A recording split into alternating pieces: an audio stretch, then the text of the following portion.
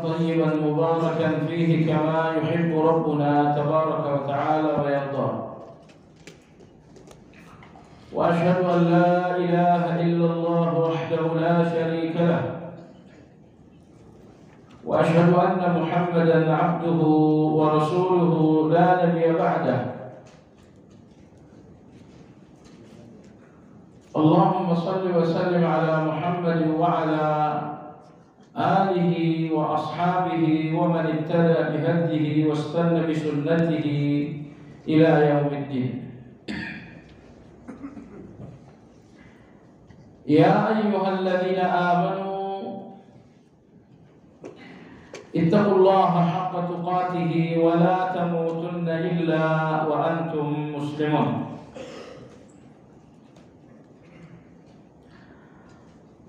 Kaum muslimin wal muslimat rahimakumullah, kajian Madarijus Salikin pagi hari ini melanjutkan pembahasan tentang dosa-dosa hati. Dosa hati sebelumnya pada halaman 183 adalah al-ghaflah, yaitu lalai. Lalai dari Allah yang memiliki dua pengertian, yaitu melupakan dan meninggalkan. Lalai dari Allah artinya seperti mengabaikan salat, itu lalai dari Allah. Seperti misalnya mengabaikan puasa, itu lalai dari Allah. Semua dosa-dosa hakikatnya adalah kelalaian dari Allah. Dan tidak mungkin seseorang lepas dari ghaflah atau kelalaian kecuali dengan memperbanyak zikir. Kecuali dengan memperbanyak zikir. Kemudian dosa hati berikutnya hari ini masih pada halaman 183 adalah nifaq. Yang dimaksud dengan nifaq adalah kemunafikan. Bukan tanpa alasan apabila Imam Ibnu Qayyim rahimahullah menyebutkan penyakit nifaq setelah penyakit ghaflah. Beliau menyebutkan penyakit kemunafikan setelah penyakit kelalaian. Karena tidak ada satu manusia pun yang menjadi munafik kecuali karena sedikit berzikir, alias lalai. Semua tanpa terkecuali, semua orang yang sedikit berzikir pasti akan menjadi munafik. Oleh sebab itulah di sini Imam Ibnu Qayyim rahimahullah menyebutkan ghaflah yang artinya lalai dari Allah, yang artinya lalai dari zikir. Setelah itu beliau menyebutkan nifaq, yaitu kemunafikan. Karena antara kelalaian dan kemunafikan satu, tidak terpisah. Setiap orang yang lalai, tidak banyak berzikir, pasti munafik. Dan tidak ada seorang munafik pun melainkan selalu lalai dari zikir. Cuma sekalian yang saya hormati, Imam Al-Baghawi rahimahullah ta'ala menyebutkan bahwa kafir dalam Islam ada 4 macam. Bukan 4 tingkatan, tapi 4 macam. Kafir yang pertama adalah kafir ingkar, yaitu orang-orang kafir yang sama sekali tidak mengenal siapa Allah. Kafir yang kedua oleh beliau disebutkan dengan kafir juhud. Kafir juhud ini adalah orang-orang kafir yang mengenali Allah tapi menolak untuk mengakui Allah sebagai Tuhan. Contohnya Abu Talib, yaitu paman Rasulullah Sallallahu Alaihi Wasallam. Abu Talib tidak pernah mengingkari Allah karena dia mengenal Allah. Namun begitu beliau tidak mengakui secara terbuka bahwa Allah itu Tuhan satu-satunya. Dia mengenal Allah namun dia menolak mengakui Allah sebagai Rabb. Kafir yang ketiga dinamakan kafir inad. Kafir inad adalah orang-orang yang mengenal Allah, mereka pun mengakui Allah itu sebagai Tuhan,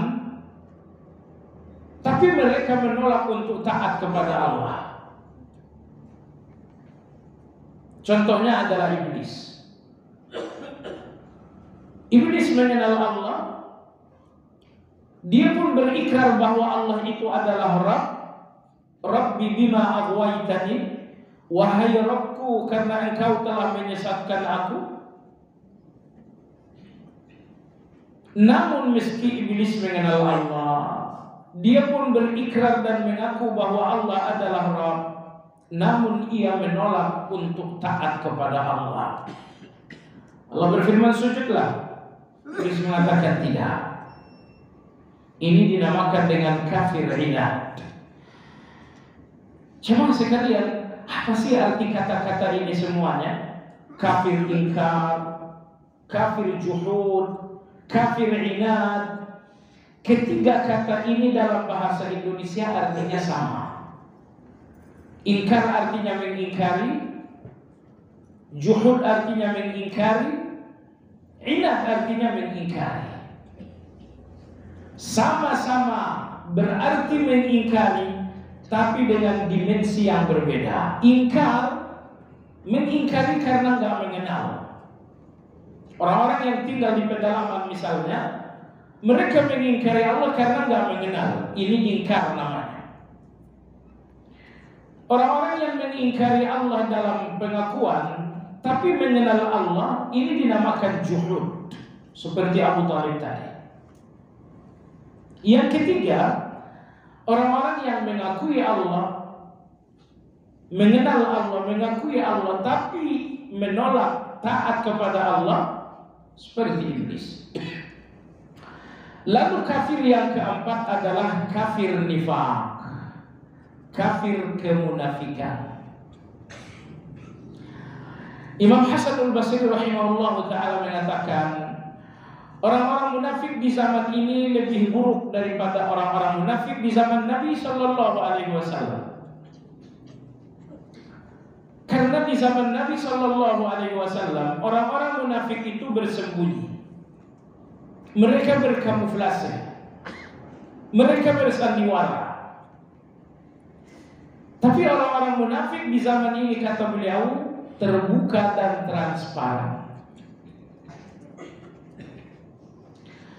Saya katakan, tambahan untuk ucapan Imam Hasan al-Basri, munafik di zaman ini, terkhusus di negara ini, lebih buruk dan lebih buruk lagi. Mereka nggak cuma transparan, nggak cuma terbuka, bahkan mereka juga memegang kekuasaan. Baik, tentu munafik itu ada dua. Munafik kecil, yaitu kemunafikan dalam bentuk amal, berdusta apabila berbicara, tidak tepat apabila berjanji, berkhianat di dalam amanah. Yang keempat, hati-hati yang keempat, wa idza khasama fajara, apabila berselisih dengan orang lain lalu melampaui batas.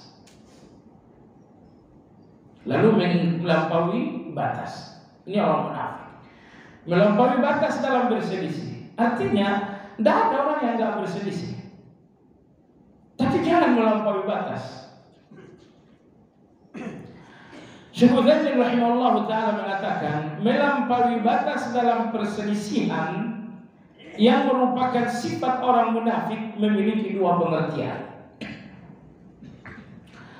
Yang pertama, mengingkari kebaikan mereka.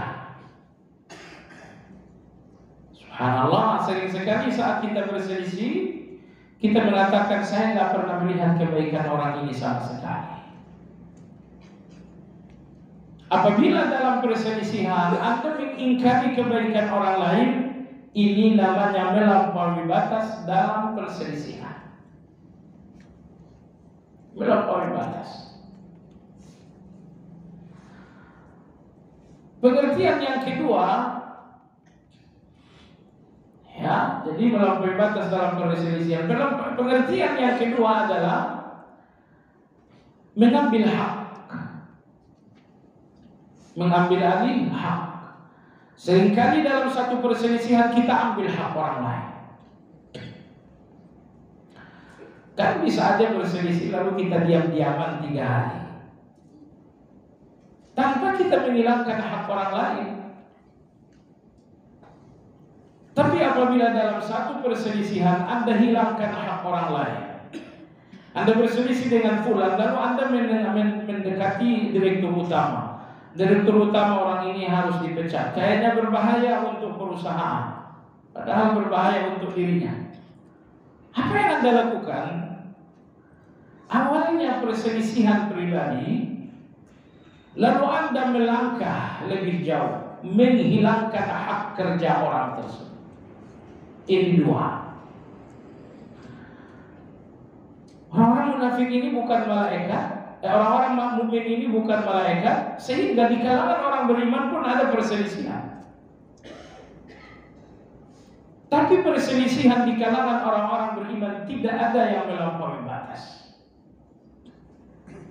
Maka hati-hati jamaah sekalian, apabila dalam perselisihan antara Anda dengan orang lain, antara Anda dengan keluarga, antara Anda dengan istri, apabila dalam perselisihan terjadi dua hal ini, berarti Anda telah melampaui batas.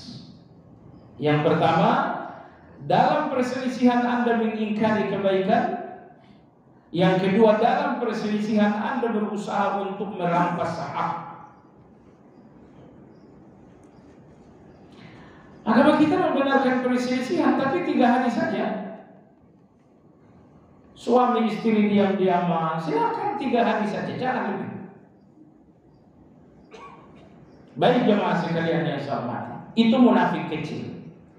Jadi munafik kecil itu ada 4. Dusta dalam bicara. Kalau Anda nggak mau dusta dalam bicara, kurangi bicara. Semua orang yang banyak bicara pasti banyak berdusta. Yang kedua, tidak tepat dalam berjanji. Solusinya, jangan suka berjanji. Saya lihat tipu daya setan antara lain selalu mengumbar janji kepada orang lain. Begitu Anda mengumbar janji, Anda mulai membuka pintu kemunafikan itu. Munafik amal yang ketiga, khianat dalam amanah. Serahi amanat kepemimpinan, diserahi amanat kepengurusan, ternyata khianat. Semua orang korupsi itu munafik. Berapapun bintangnya, setinggi apapun jabatannya, sepanjang ia korupsi, dia adalah munafik.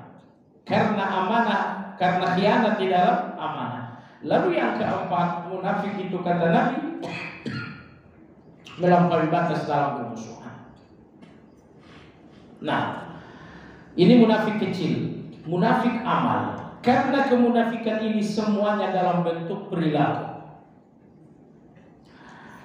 Jenis munafik yang kedua, inilah yang berbahaya. Ini yang ditegaskan Imam Al-Baghawi tadi. Kemunafikan dalam hati, yaitu orang-orang yang lahiriah mereka menampilkan Islam, tapi dalam hati mereka nggak suka dengan Islam. Mereka menampilkan Islam dan lahiriah, tapi dalam hati mereka ada kekufuran. Mereka menampilkan Islam keluar, ya karena Islam ini kebetulan untung bagi mereka. Kalau tak ditampilkan Islam ini keluar, nanti saya tak terpilih.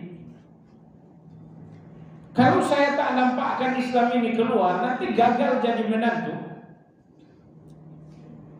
Mereka menampilkan Islam dalam lahiriah mereka, tapi sesungguhnya dalam hati mereka ada kekufuran. Inilah munafik akbar atau munafik besar. Kemunafikan yang terletak dalam hati seseorang.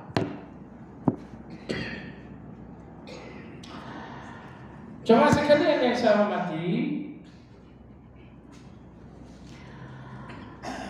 rata-rata munafik yang dibicarakan Al-Quran adalah munafik akidah, bukan munafik amal. Kedua jenis munafik ini bahaya. Dalam lingkaran pergaulan Anda, jangan pernah ada dua jenis munafik ini.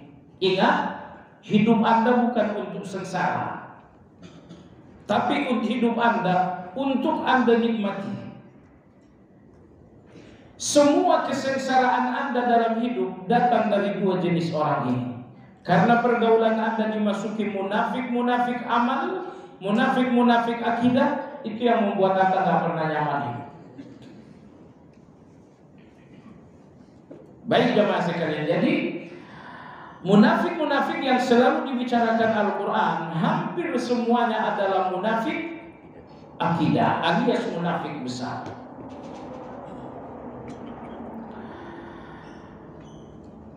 Imam Ibnu Qayyim rahimahullah mengatakan munafik ini sangat berbahaya sekali.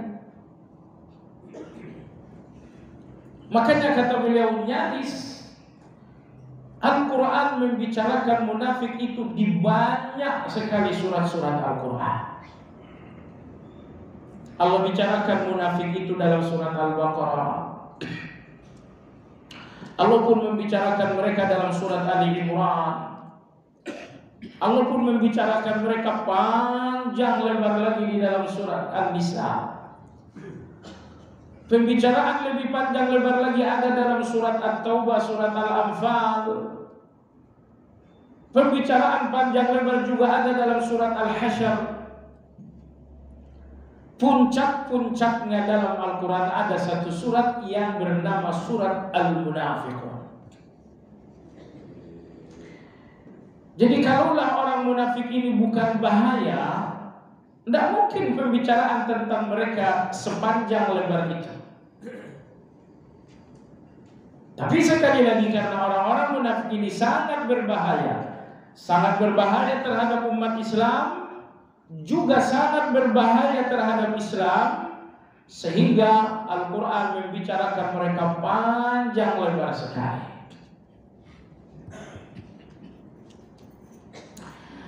Anda bertanya, Al-Quran bicara panjang lebar, berapa jumlah mereka di zaman Nabi Sallallahu Alaihi Wasallam? Ini pembicaraan panjang lebar ini seolah-olah jumlah mereka di zaman Nabi itu sangat banyak. Adakah jumlah mereka 1000 atau 100? Ternyata jamaah sekalian, jumlah mereka di kalangan di zaman Nabi SAW, jumlah mereka tidak lebih dari 12 orang. Jumlah mereka tidak lebih dari 12 orang. Dalilnya adalah hadis Muslim.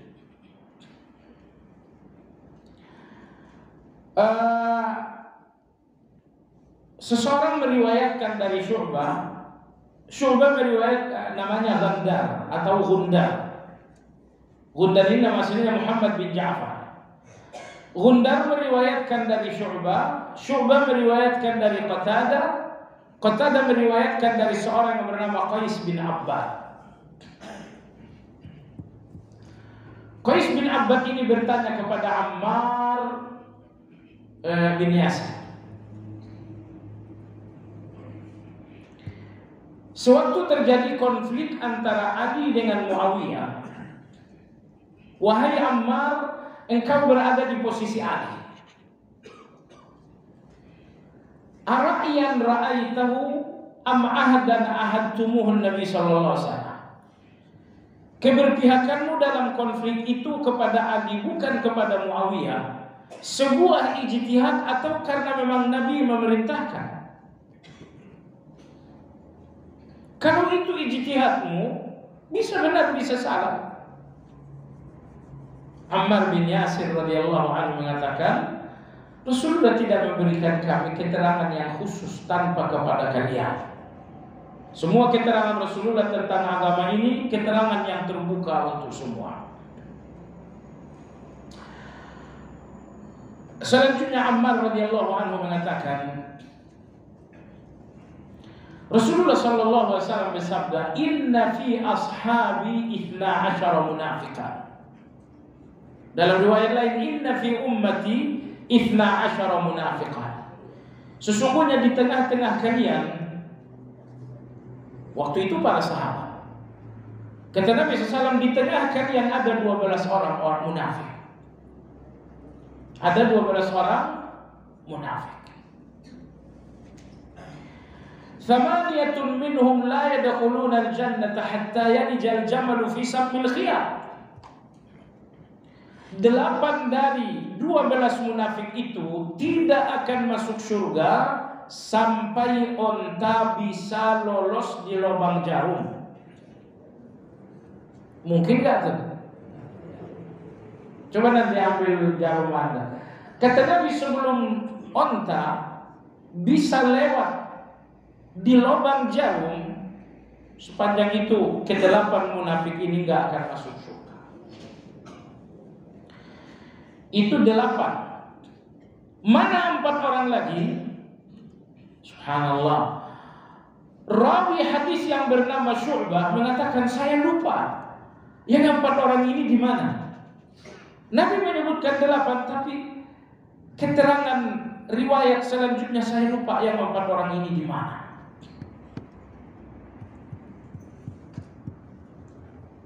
Kalau tidak tahu nggak usah dicari tahu juga lah ya. Nah, ke-12 orang inilah yang pernah melakukan uji pembunuhan kepada Nabi Shallallahu Alaihi Wasallam dalam perjalanan pulang dari Tabuk. Dalam perjalanan pulang dari perang Tabuk, Rasulullah SAW memerintahkan para sahabat melewati lembah untuk balik ke Madinah. Sementara Nabi SAW melewati Aqabah, beliau melewati satu jalan yang terjal. Saat itu Nabi SAW meminta dikawal Hudzaifah dan Ammar bin Yasir radhiyallahu anhu. Jadi maksudnya begini, saat kembali dari Tabuk, Tabuk itu 85 km dari kota Madinah ke arah Palestina. Saat kembali dari Tabuk, tiba-tiba ada 2 simpang.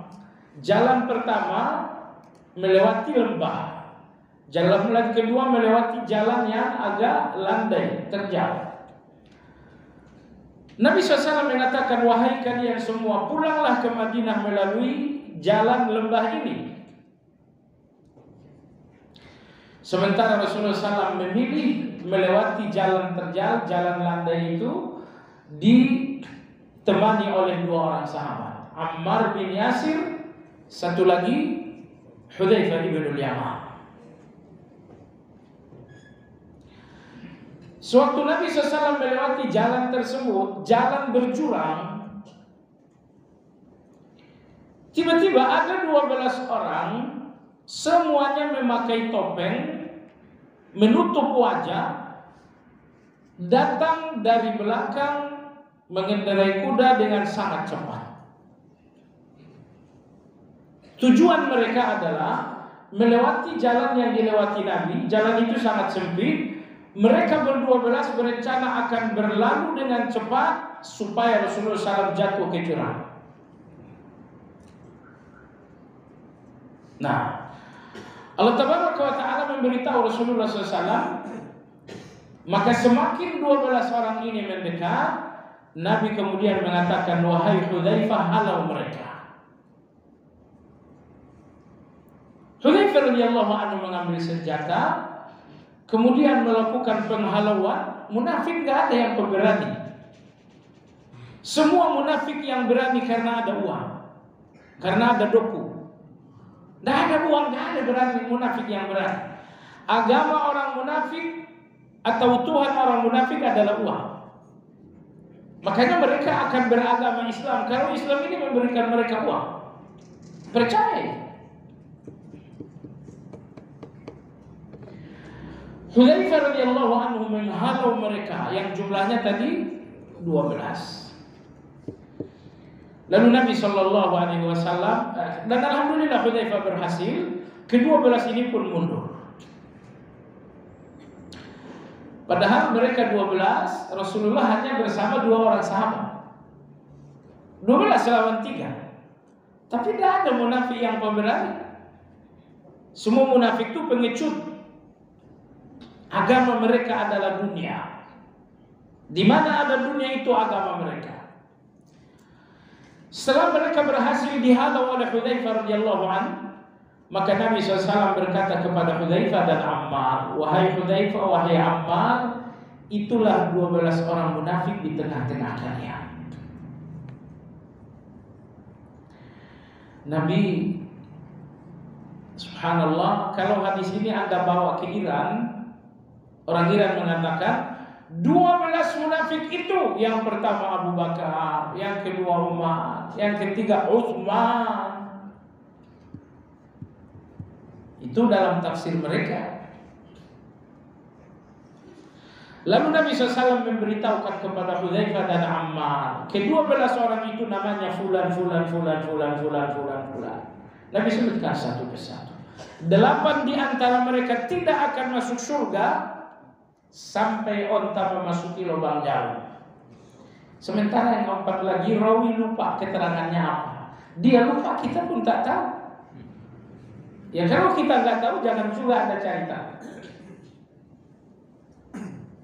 Nah, Ammar radhiyallahu anhu kembali kepada pertanyaan Qais bin Abbad, wahai Ammar, kau berpihak kepada Ali bukan kepada Muawiyah saat terjadi konflik.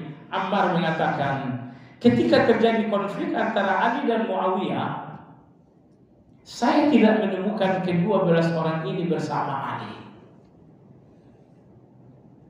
Saya lihat siapa saja orang-orang yang pro kepada Ali, berapa ribu mereka, anggaplah misalnya 2.000 atau berapa ribu yang pro kepada Ali, ternyata 12 munafik ini tidak ada yang di tentara, tidak ada yang di pihak Ali.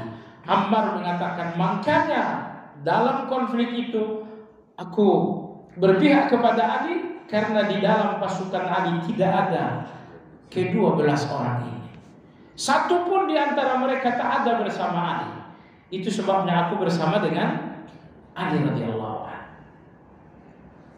Konflik berdarah antara Muawiyah dengan Ali. Ketika ditanya, wahai Muhammad, di mana mereka berempat? Apakah mereka di tentara Muawiyah? Tidak juga. Tapi pertempuran antara Muawiyah dengan Ali, penyebab utamanya adalah ke-12 orang ini. 12 orang inilah yang menjadi gunting dalam lipatan antara lipatan Ali dan Muawiyah. Adu domba antara Ali dan Muawiyah adalah mereka ber-12. Baik jamaah sekalian, jadi Anda lihat betapa bahayanya munafik ini. Mereka berusaha melakukan uji coba pembunuhan kepada Rasulullah SAW. Usia mereka masih panjang sampai di zaman Ali, sehingga mereka pun melakukan adu domba hingga terjadi konflik besar, konflik berdarah antara Ali dan Muawiyah.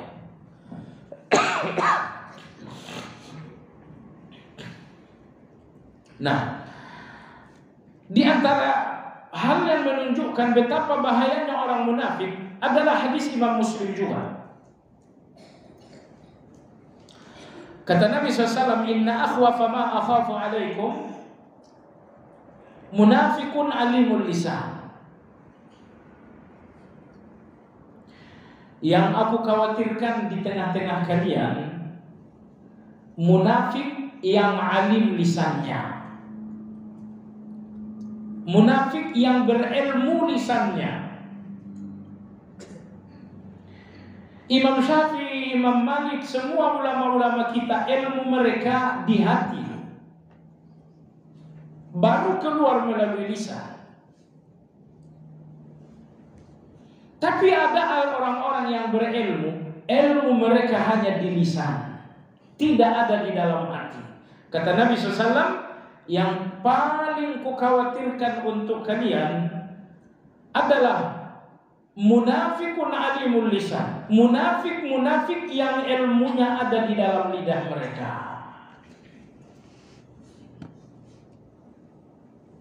Maksudnya apa itu? Di lidah mereka ada ayat-ayat Allah, di lidah mereka ada hadis-hadis Nabi, di lidah mereka bahkan ada petuah-petuah ulama. Namun mereka hanya bicara untuk kepentingan. Namun ayat dan hadis itu sering diputarbalikkan untuk mengejar ambisi. Sering diputarbalikkan untuk mengejar ambisi. Ilmu mereka, ayat-ayat hadis yang mereka hafalkan tidak ada di dalam hati yang membuat hati mereka takut, tetapi ada di dalam lidah yang membuat mereka pintar bicara. Dan pintar bicara mereka untuk mengejar ambisi.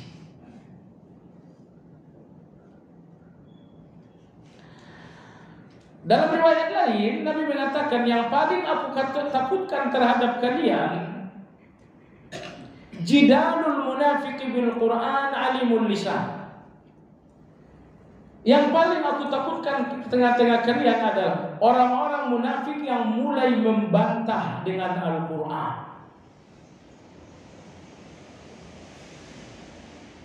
Ya, membantah kebenaran tapi menggunakan Al-Quran. Mana mungkin begini Allah berkata begini. Mereka membantah dengan hadis-hadis Nabi.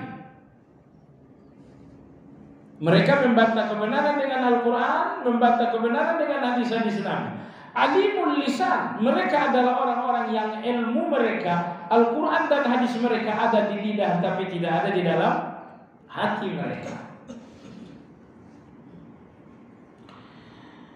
Cuma sekalian yang saya hormati, saya kira sudah zamannya.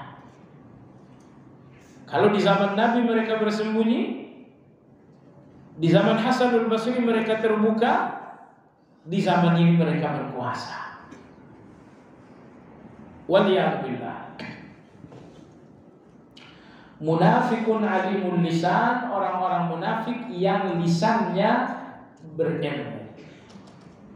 Hadis inilah yang menjadi dalil Imam Al-Firyabi mengatakan mayoritas orang-orang munafik adalah tukang-tukang nasihat, tukang-tukang ceramah. Kalau orang-orang bodoh model kita ini, apa yang dimunafikkan? Kita nggak punya apa-apa, kita bodoh. Tapi mengacu kepada hadis tadi, Imam Al-Firyabi rahimahullah menegaskan mayoritas orang-orang munafik itu adalah tukang-tukang nasihat. Kenapa mereka menjadi munafik padahal mereka tukang nasihat? Pertama, nasihat itu ada dalam lidah mereka tapi tidak ada dalam perilaku mereka. Pintar mereka mengatakan salat malam, pintar mereka memotivasi orang sedekah, tapi percayalah, apa yang mereka motivasi itu tidak ada dalam diri mereka. Mereka ajarkan salat malam, tapi percayalah, tidurnya sampai subuh, tidak ada salat malam sama sekali. Nomor dua, penceramah dan tukang-tukang nasihat itu rata-rata munafik atau banyak yang jadi munafik. Disebabkan apa? Karena nasihat mereka nggak tulus karena Allah. Ada yang berceramah untuk golongan tertentu, maka Anda lihat dalam ceramah itu yang dibela golongannya. Islam tidak dibela sama sekali, yang dibela golongannya. Anda kalau nggak mau jadi begini-begini, ikutlah golongan A. Saya nggak perlu terbuka untuk Anda paham kan? Kalau Anda terbuka, ini semuanya masalahnya masuk itu. Baik jemaah sekalian yang saya hormati, mereka walaupun bernasihat, walaupun berceramah bukan untuk Allah. Ceramah mereka untuk golongan mereka, atau ceramah mereka untuk kantong mereka, atau ceramah mereka adalah untuk popularitas mereka. Jemaah sekalian yang saya hormati, Muslim bin Yasar, seorang tabi'in rahimahullah, beliau mengatakan, ma sadaqallaha man ahabba syuhrah. Enggak mungkin seseorang dikategorikan jujur kepada Allah sepanjang dalam hatinya ada keinginan untuk popularitas. Popularitas itu segala hal dengan tujuan mengambil perhatian orang, itu dinamakan syuhrah. Segala hal untuk mengambil perhatian orang, itu dinamakan syuhrah. Cara berpakaian beda dengan pakaian orang lain. Sebenarnya berlari dengan cepat juga mampu, tapi tetap menggunakan tongkat. Anda masih bisa berlari, iya, tapi menggunakan tongkat. Yang kita tahu tongkat itu untuk orang yang sepuh, satu. Yang kedua, tongkat itu untuk orang yang berkhutbah. Ini di sini. Berkhutbah dengan tongkat sunnah Nabi SAW.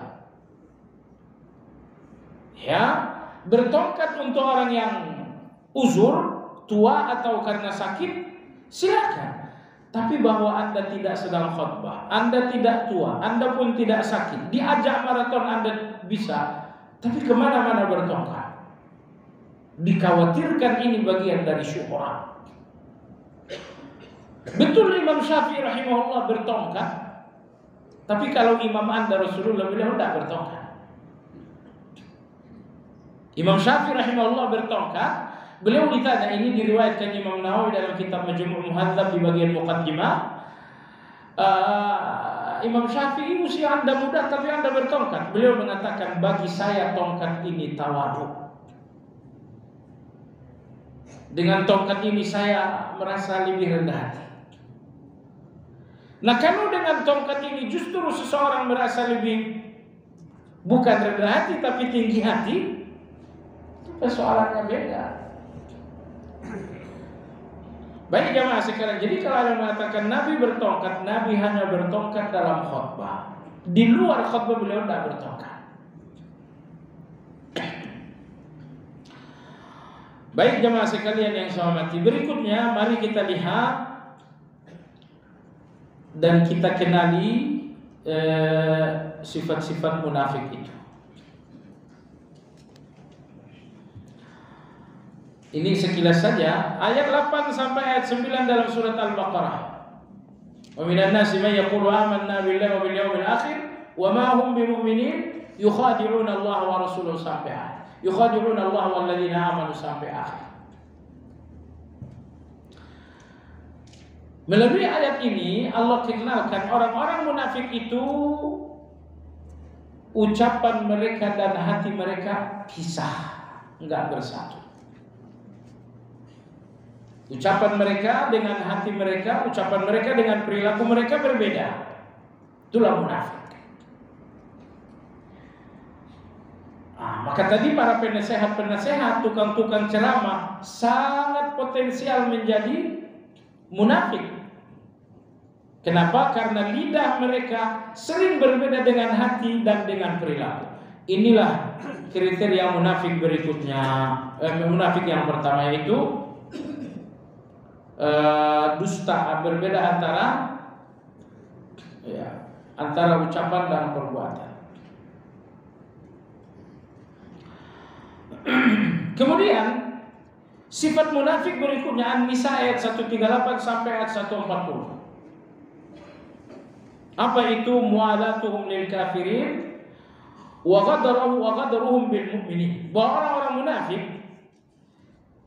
lebih mesra dengan orang kafir dan cenderung renggang dengan orang-orang beriman. Dengan orang kafir bercinta kasih, tapi dengan orang beriman cenderung selalu memojokkan. Dulu saya sebelum jadi penceramah ngaji seperti ini, dulu saya imam di satu masjid.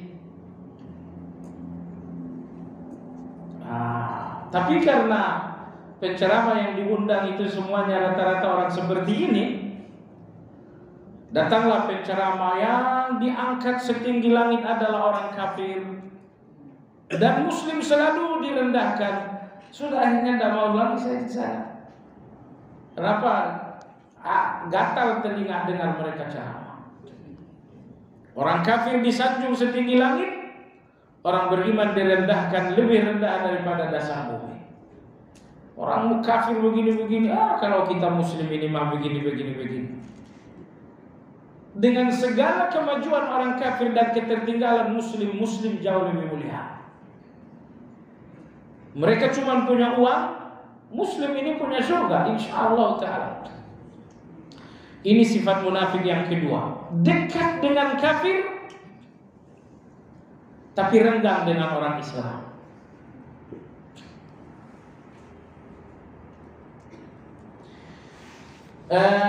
Ada satu perumahan, namanya perumahan Yasmin di Bogor. Mereka pernah menentang pendirian gereja terbesar Asia di perumahan itu, dan itu masuk berita internasional. Anda pun dengar berita itu. Belakangan ini non-muslim di perumahan ini merasa mendapatkan angin segar melalui ceramah seorang tokoh bergelar profesor doktor. Profesor doktor itu dalam ceramahnya dalam satu televisi, beliau mengatakan pernah ada perjanjian antara Nabi dengan orang-orang Nasrani yang tinggal di Najran. Dalam perjanjian itu, Nabi SAW mengatakan apabila Nasrani butuh bantuan Muslim untuk membangun rumah ibadah mereka, maka Muslim wajib membantu dan tidak boleh menghitung bantuan itu sebagai hutang. Sang profesor kemudian mengatakan, ini tidak hanya berlaku saat itu, tapi berlaku sampai kiamat. Akhirnya host pembawa acara mengatakan, kalau begitu nggak boleh dong Muslim menentang pendirian gereja. Kata sang profesor, jelas nggak boleh menentang ini. Jemaah sekalian yang saya hormati, saya melakukan 3 langkah. Tugas kita dalam hal ini segera melakukan klarifikasi ilmiah. Pertama, jemaah sekalian, saya lihat kitab sejarah tertua ditulis oleh Imam Ibnu Sa'ad. Beliau menulis perjanjian damai antara Nabi dengan orang Nasrani itu. Saya baca dari awal sampai akhir.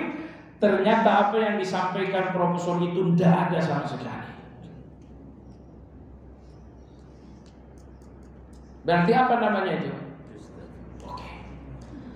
Mungkin dalam sumber lain, saya cari dalam kitab Dalailun Nubuwah ditulis oleh Imam Baihaqi. Beliau sebutkan riwayat-riwayat sampai akhirnya tentang perjanjian antara Nabi SAW dengan kaum Nasrani Najran. Saya baca juga perjanjian itu dalam riwayat Imam Baihaqi dari awal sampai akhir. Lagi-lagi saya tidak temukan apa yang beliau sampaikan.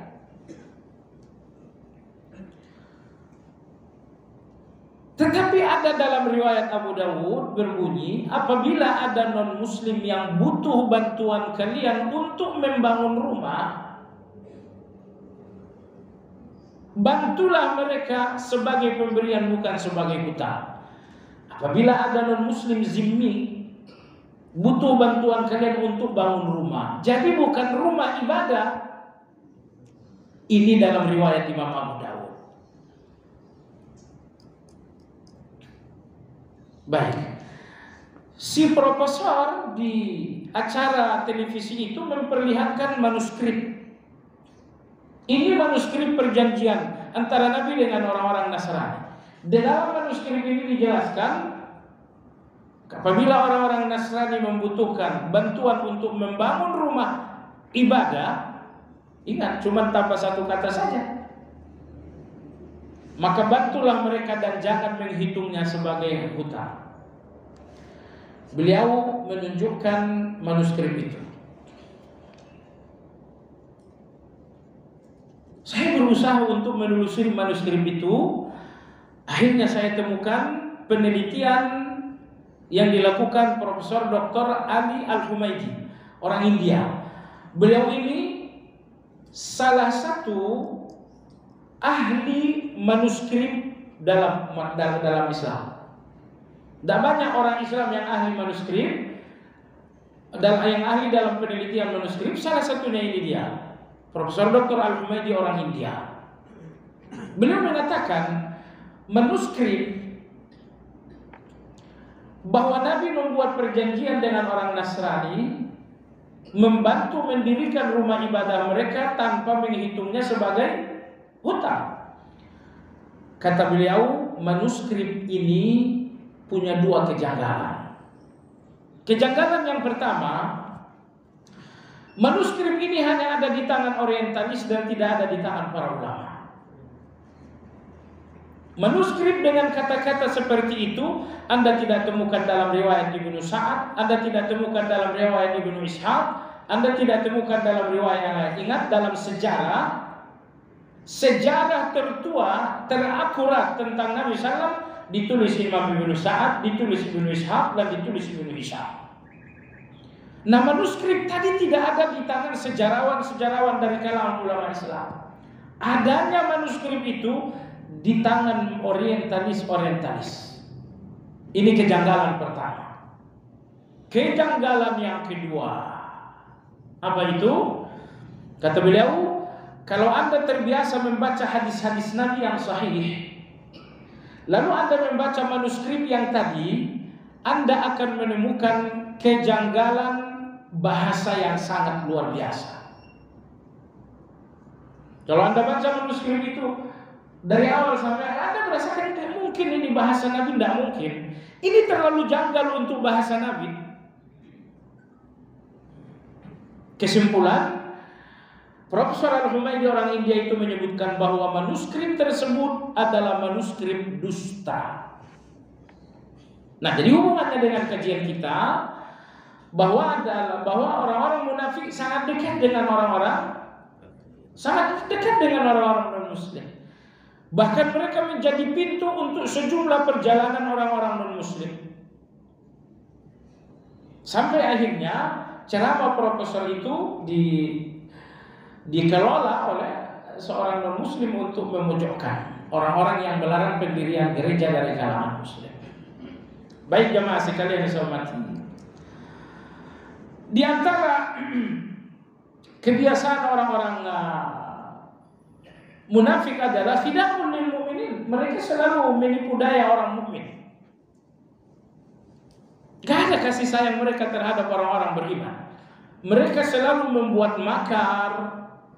Mereka selalu berusaha untuk menipu dan merugikan orang-orang Islam. Anda lihat dalam surat Al-Baqarah ayat 8. Sifat orang munafik berikutnya ayat 12 sampai 18 dalam Al-Ahzab, mereka selalu merendahkan, menghina-hina orang Islam. Jadi kalau dalam ceramah-ceramah Anda dengar, oh muslim sekarang keterlengah, orang muslim sekarang, semua orang yang selalu merendahkan dan memojokkan muslim, itu ternyata ciri orang munafik. Allah jelaskan dalam surat Al-Ahzab ayat 12 sampai ayat 18.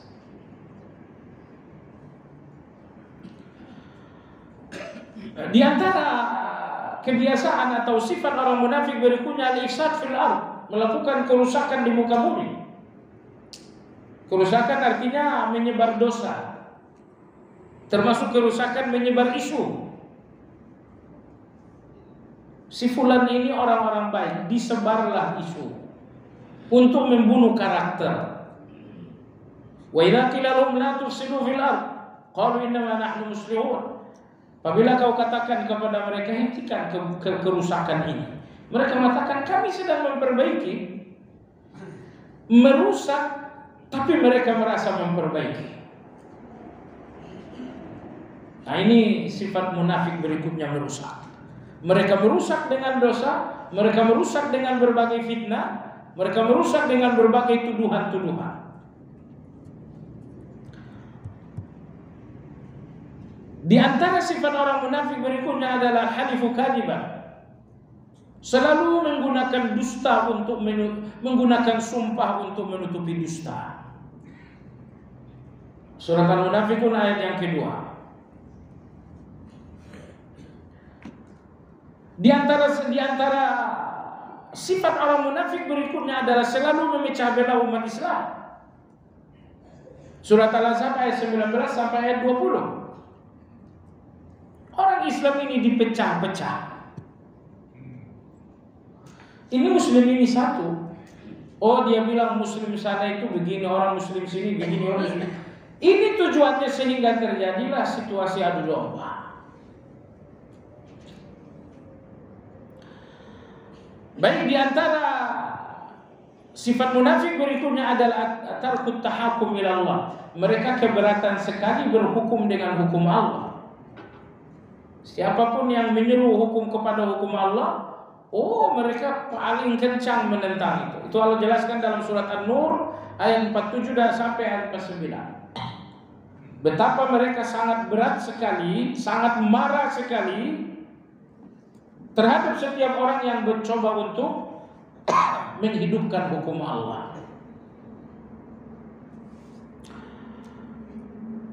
Di antara sifat orang-orang munafik berikutnya dalam surat At-Taubah ayat 50. Mereka sangat gembira dengan segala malapetaka yang terjadi terhadap umat Islam.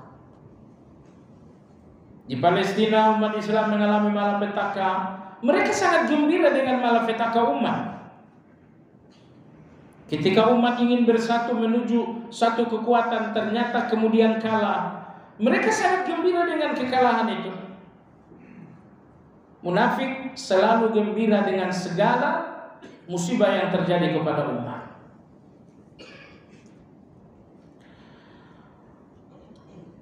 Di antara sifat orang munafik kalau sebutkan pada ayat 67, memerintahkan keburukan dan melarang kebaikan. Wal munafiquna wal munafiqat ba'duhum min ba'di ya'muruna bil munkari wa yanhauna 'anil ma'ruf. Jadi bukan amar ma'ruf nahi munkar ya, dibalik. Sifat munafik berikutnya jemaah sekalian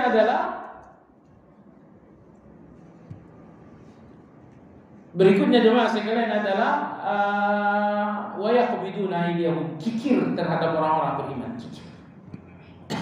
Tidak banyak sedekah. Jemaah sekalian, itulah beberapa sifat-sifat orang munafik. Penutup kajian ini, apa solusi untuk tidak jadi munafik? Solusi yang pertama, ilmu. Kenapa ilmu? Sama sekalian coba dengar. Di mana Anda dapatkan kebenaran? Anda tidak dapatkan kebenaran itu di pasar. Walau di mall sekalipun, Anda tidak akan dapatkan kebenaran. Anda hanya mendapatkan kebenaran di dalam majelis ilmu. Apa gunanya kebenaran untuk Anda? Agar Anda tidak salah. Makin banyak Anda tahu kebenaran, makin Anda terhindar dari salah. Makin Anda tak tahu kebenaran, makin banyak Anda melakukan salah. Terkadang ada salah yang mesti Anda bayar dengan sangat mahal. Ada kesalahan antara suami istri, akhirnya jadi bercerai. Melaranglah semua anak-anak. Ini kesalahan yang ternyata dibayar dengan mahal. Sekiranya suami istri itu belajar, mereka akan menemukan kebenaran. Saat mereka menemukan kebenaran, mereka akan selamat dari kesalahan.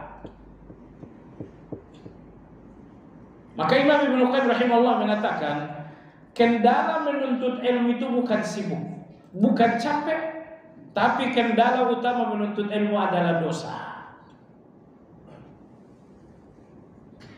Beliau sebutkan itu dalam kitab Ad-Da'wah Dawa, bahwa apabila seseorang banyak dosa akan hilang daya tarik ilmu, tidak lagi dia bersemangat menuntut ilmu. Padahal saya ulangi, dengan ilmu itulah Anda kenali kebenaran, dengan mengenali kebenaranlah Anda selamat dari kesalahan. Kalau tidak ada ilmu, Anda nggak paham kebenaran. Kalau nggak banyak paham kebenaran, Anda akan banyak kesalahan. Solusi pertama selamat dari kemunafikan adalah ilmu.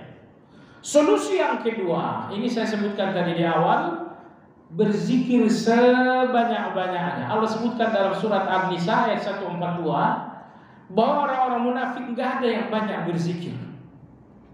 Imam Ka'ab rahimahullah ketika menafsirkan ayat 142 tersebut, beliau mengatakan tidak ada orang yang banyak berzikir lalu menjadi munafik. Tidak ada. Semua munafik itu adalah orang-orang yang sedikit berzikir.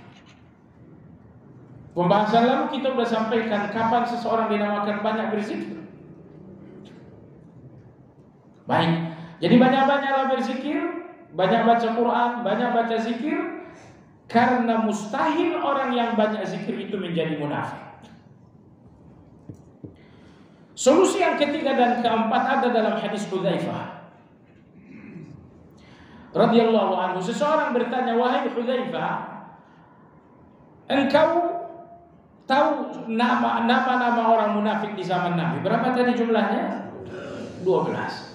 Tapi subhanallah, melihat ayat yang sangat banyak bicara tentang orang munafik, seolah-olah jumlah mereka ribuan.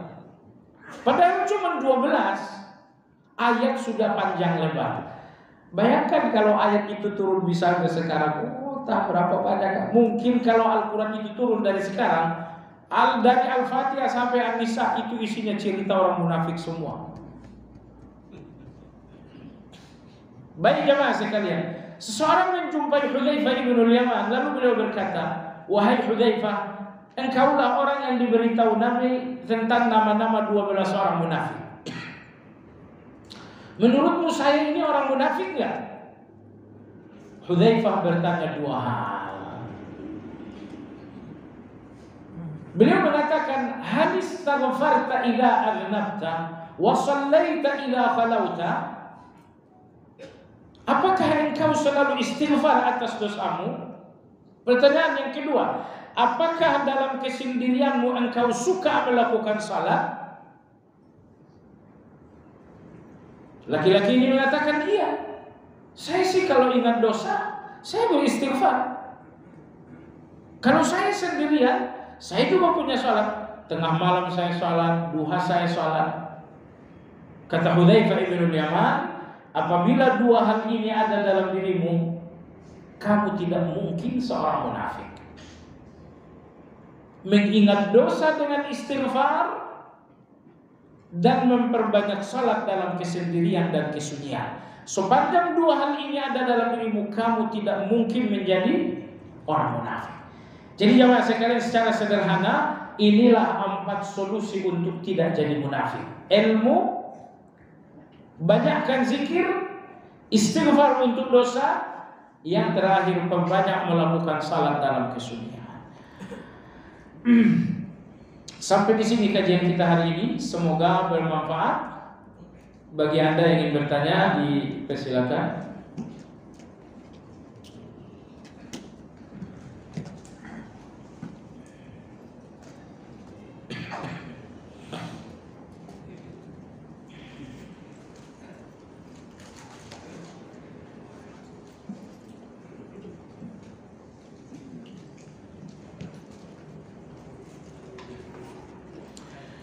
Tidak ada? Alhamdulillah. Demikian kajian kita hari ini, semoga bermanfaat. Kita sudah